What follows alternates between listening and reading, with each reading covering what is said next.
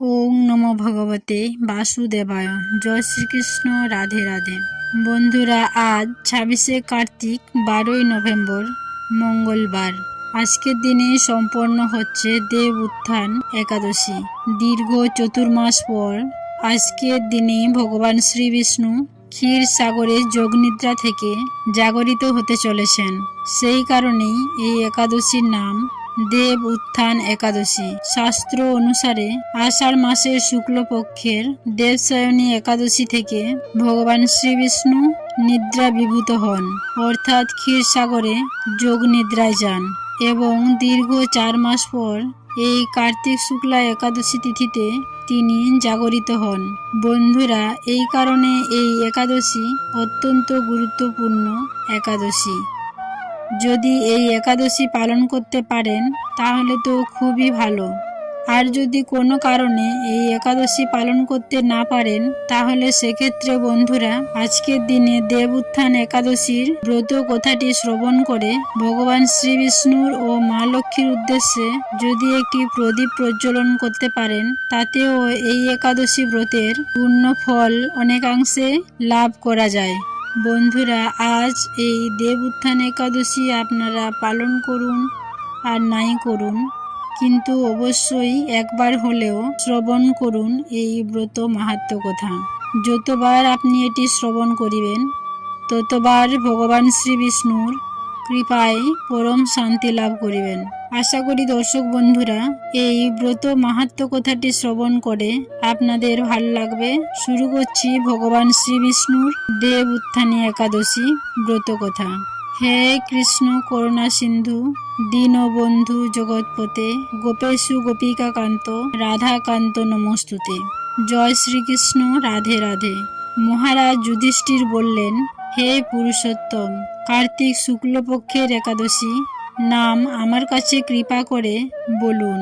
ভগবান শ্রীকৃষ্ণ বললেন, হে রাজন, কার্তিক শুক্লপক্ষের একাদশী উত্থান বা প্রবোধিনী নামে খ্যাত। প্রজাপতি ব্রহ্মা পূর্বে নারদের কাছে এই একাদশীর মহিমা কীর্তন করেছিলেন। এখন তুমি আমার কাছে এই কথা শ্রবণ করো। দেবশ্রী নারদ প্রজাপতি ব্রহ্মাকে বললেন, হে মহাত্মা, যে একাদশীতে ভগবান শ্রী গোবিন্দ স্বয়ং থেকে জেগে ওঠেন, সেই প্রবোধিনী বা উত্থান একাদশী মহিমা আমার কাছে সবিস্তারে কীর্তন করুন। ব্রহ্মা বললেন, হে নারদ, উত্থান একাদশী যথার্থই পাপ নাশিনী, পুণ্যবর্ধিনী ও মুক্তি প্রদায়িনী। এই একাদশী ব্রত নিষ্ঠা সহকারে পালন করলে 1000 অশ্বমেধ যজ্ঞ এবং শত শত রাজসূয় যজ্ঞের ফল অনায়াসে লাভ করা যায়। জগতের দুর্লভ বস্তুর প্রাপ্তির কথা আর কি বলবো। এই একাদশী ভক্তিপরায়ণ ব্যক্তিকে ঐশ্বর্য, প্রজ্ঞা, রাজ্য ও সুখ প্রদান করে। এই ব্রতের প্রভাবে পর্বত প্রমাণ পাপরাশি বিনষ্ট হয়ে যায়। যারা একাদশীতে রাত্রি জাগরণ করেন তাদের সমস্ত পাপ ভস্মীভূত হয়। শ্রেষ্ঠ মুনিগণ তপস্যার দ্বারা যে ফল লাভ করেন এই ব্রতের উপবাসে তা পাওয়া যায়। যথাযথভাবে এই ব্রত পালন করলে আশাতীত ফল লাভ হয়, কিন্তু অবিধিতে উপবাস করলে স্বল্পমাত্র ফল প্রাপ্তি হয়। যারা এই একাদশী ধ্যান করেন তাদের পূর্বপুরুষেরা স্বর্গে আনন্দে বাস করেন। এই একাদশী উপবাস ফলে ব্রহ্ম হত্যাজনিত ভয়ঙ্কর নরক যন্ত্রণা থেকে নিস্তার পেয়ে বৈকুণ্ঠ গতি লাভ হয়। অশ্বমেধ যজ্ঞ দ্বারাও যা সহজে লাভ হয় না, তীর্থে স্বর্ণ প্রভৃতি দান করলে যে পুণ্য অর্জিত হয়, এই উপবাসে রাত্রি জাগরণে সেই সকল অনায়াসে লাভ করা যায়। যিনি সঠিকভাবে উত্থান একাদশীর ব্রত অনুষ্ঠান করেন তার গৃহে ত্রিভুবনের সমস্ত তীর্থ এসে উপস্থিত হয়। হে নারদ, বিষ্ণুর প্রিয়তমা এই প্রবোধিনী একাদশী পালন করলে সর্বশাস্ত্রে জ্ঞান ও তপস্যায় সিদ্ধি লাভ করে চরমে মুক্তি লাভ হয়। যিনি সমস্ত লৌকিক ধর্ম পরিত্যাগ করে ভক্তি ভরে এই প্রবোধিনী উপবাস করেন তাকে আর পুনর্জন্ম গ্রহণ করতে হয় না। এমনকি মন ও বাক্য দ্বারা অর্জিত পাপরাশিও শ্রী গোবিন্দর চরণে বিনিষ্ট হয়ে যায়। হে বৎস, এই ব্রতে শ্রদ্ধা সহকারে শ্রী জনার্দনের উদ্দেশ্যে স্নান, দান, জপ, কীর্তন ও হোমাদি করলে অক্ষয় ফল লাভ হয়। যারা উপবাস দিনে শ্রী হরির প্রতি ভক্তিভাবে দিন যাপন করেন তাদের পক্ষে জগতের দুর্লভ বলে আর কিছুই থাকে না। চন্দ্র ও সূর্য গ্রহণে স্নান করলে যে পূর্ণ হয়, এই উপবাসে রাত্রি জাগরণে তার সহস্র গুণ সুকৃতি লাভ হয়। তীর্থে স্নান, দান, জপ, হোম, ধ্যান ইত্যাদির ফলে যে পুণ্য সঞ্চিত হয়, উত্থান একাদশী না করলে সে সমস্ত নিষ্ফলে হয়ে যায়। হে নারদ, শ্রী হরিবাসরে শ্রী জনার্দনের পূজা বিশেষ ভক্তি সহকারে করবেন। তা না হলে শত জন্মার্জিত পুণ্য বিফল হয়। হে বৎস, যিনি কার্তিক মাসে সর্বদা ভাগবত শাস্ত্রাদি অধ্যয়ন করেন তিনি সর্বপাপ মুক্ত হয়ে সমস্ত যজ্ঞের ফল লাভ করেন। ভগবান হরিভক্তিমূলক শাস্ত্র পাঠে অত্যন্ত সন্তুষ্ট হন, কিন্তু দান, জপ, যজ্ঞাতে তারা তেমন প্রীত হন না।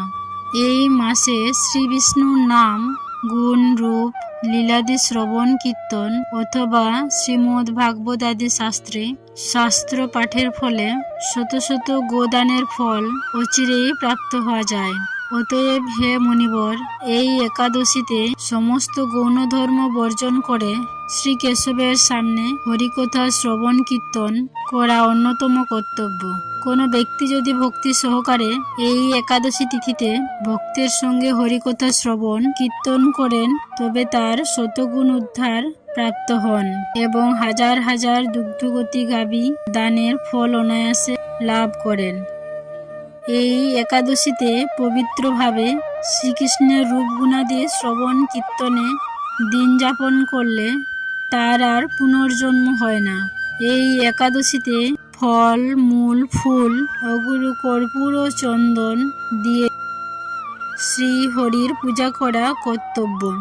সমস্ত তীর্থ ভ্রমণ করলে যে পুণ্য সঞ্চয় হয়, উত্থান একাদশীতে যে কৃষ্ণ পাদপদ্মে অর্ঘ্য প্রদানে তার কোটি গুণ সুকৃতি অর্জিত হয়। শ্রবণ কীর্তন, চরণ বন্দনাদি নববিধা ভক্তির সাথে তুলসীর সেবার জন্য যারা বীজ রোপণ, জলসেচন ইত্যাদি করেন তারা মুক্তি লাভ করে বৈকুণ্ঠবাসী হন। সহস্র সুগন্ধি পুষ্পে দেবতার অর্চনে, সহস্র সহস্র যজ্ঞ দানে যে ফল লাভ হয়, এই একাদশী তিথিতে হরিবাসরে একটিমাত্র তুলসী পাতা